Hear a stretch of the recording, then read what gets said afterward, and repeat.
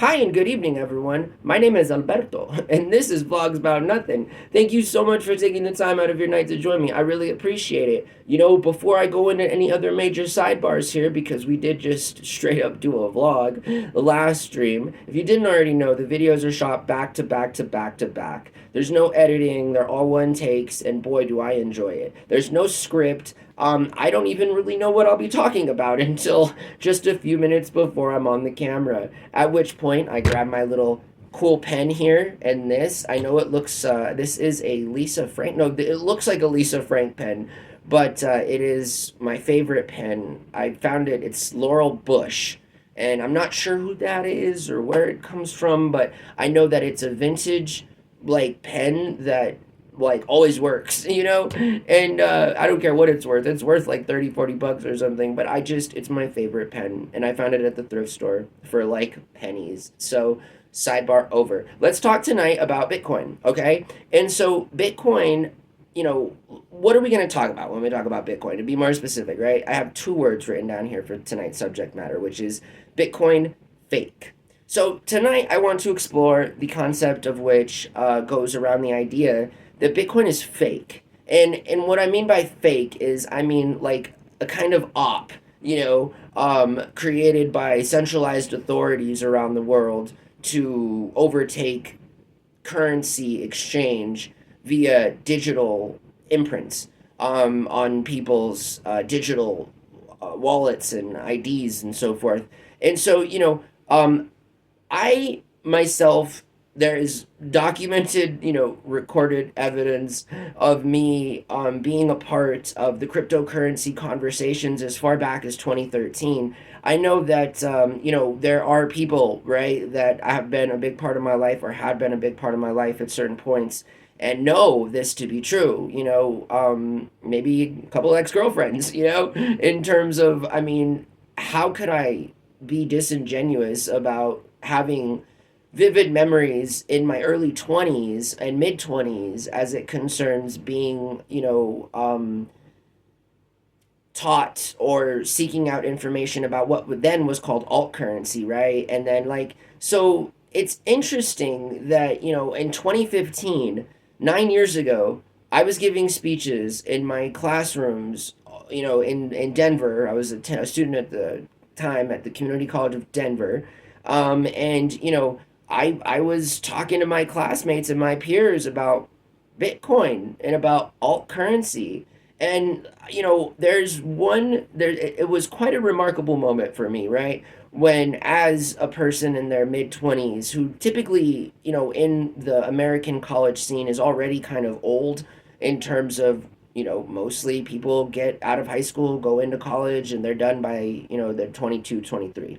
I'm in my mid 20s, right? I'm already a little different in that regard. I've had the privilege of attending three different schools, the University of New Mexico, Luna Community College, and the Community College of Denver.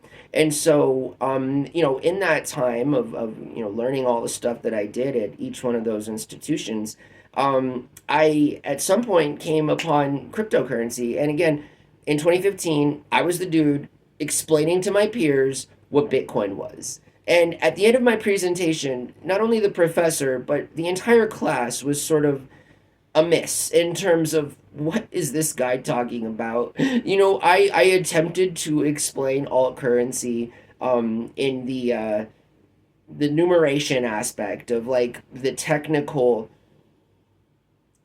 methodology of how Bitcoin works and its base 10 system and some real nerdy stuff actually, and it had nothing to do at all, especially about the utility of the coin, about any real application. At the time, 9 years ago, I was just happy to discuss Bitcoin, like, and what it was, and to this day in 2024, the mainstream world isn't really entirely sure what Bitcoin is or alt currency, but they've been exposed to it, right, by somebody who's either lost their entire life savings as a result, or somebody who made it big and is extremely rich. If you don't know my personal story, I lost a ton of money, and it wasn't money that I had invested, but money moreover that would have been very profitable had I not been in desperate need to sell all of my crypto back in like 2017 so that I could pay for a month's rent at my then apartment, which at point one I was in fact kicked out of because well, interesting story. I spoke out against my leasing company and the property management company that owned my apartment near my university. So I am also a product of gentrification in terms of like gentrified in a way that was the gentrification of dissent. I will argue in that I literally got forced to leave out of an apartment because of my comments on social media for a extended period of time as it was happening to me. You know, shower vlogs. You know, I'll tell you, it's more than just taking a shower. But recently, I'm asking myself, like, is Bitcoin fake? Right? Is Bitcoin fake? You know, and I say this because what what other convenient kind of thing is there than decentralized digital alternative currency? It's striking to me that it's either something that is super authentic or super oppy, in that, like, it is entirely possible that Yoko Machinoshi, or his name, Yakamoto, the guy that is allegedly the founder of Bitcoin. I'm smiling because I have no idea what his name is. Nobody does. Like, you know, there's speculation and so forth, and obviously forgive the pronunciation. I'm just a silly American boy over here who makes fun of himself behind his desk constantly. A constant barrage. You know, but anyways, I think that obviously, you know, either a group of people got together and, you know, thought of creating a cryptocurrency and the base 10 system and how much more efficient that would be, and moreover also its added benefits, and that its decentralized capacity to be a utility and not essentially, you know, have exorbitant fees or taxes or any of these other things that often are the determining factors which don't allow for, you know, global sort of consolidation on a financial level, right? And so that's kind of Bitcoin again is either that, it's either a group of people got together, made something really cool, and seriously made a vow and never spoken and just let it out into the wild, right? Like,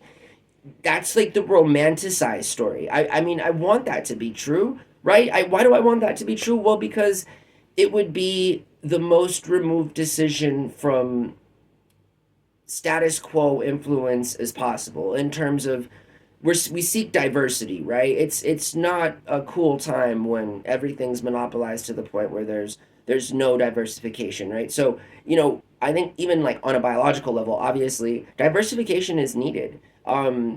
Singularity, cultural singularity is not a thing I think anthropologists should be talking about in 200 years as it concerns certain things, right?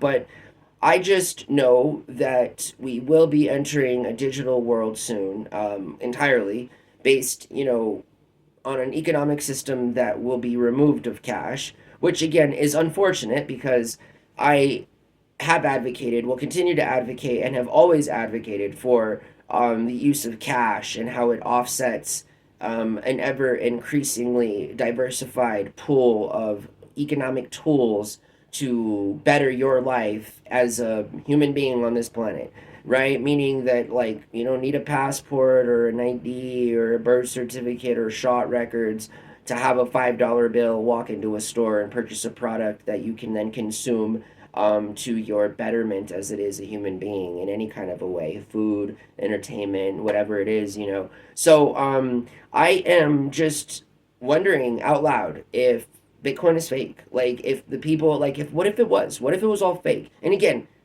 I'm not saying I think this. I'm not saying that, like, I have these opinions. Moreover than just I am a curious guy and I like to ask myself questions. And, you know, I don't believe in coincidence, right? I just don't.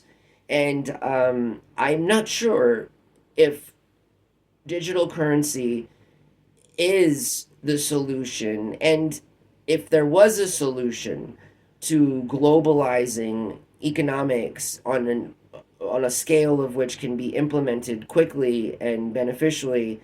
I just think that Bitcoin, I'm rooting for the romanticized version of an alternative currency that does provide the population with a certain kind of protection that cannot be offered and should not be offered by centralized authorities in any kind of a capacity, be it government or private.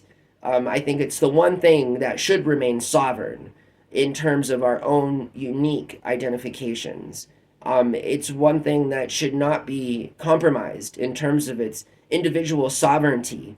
And I know that's a larger concept to, like toy over, but it's something we need to think about.